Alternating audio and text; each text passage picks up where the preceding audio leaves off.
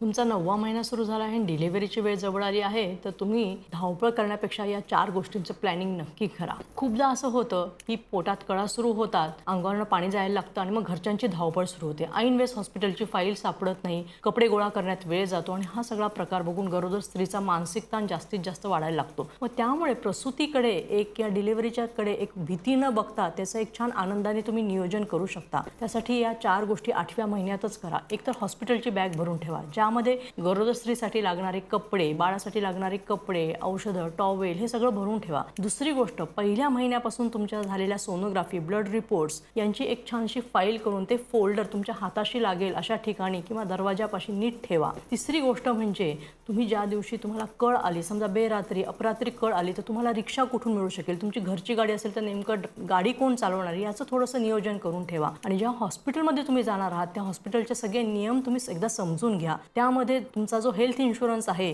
तो तिथे किती उपयोगी पडू शकतो याचा देखील विचार आधी करून ठेवा. आणि तुमच्या घरामध्ये जर कुणाची डिलिव्हरीची वेळ जवळ आली असेल तर त्यांच्याशी हा व्हिडिओ नक्की शेअर करा आणि माझ्या पेजला फॉलो करायला विसरू नका.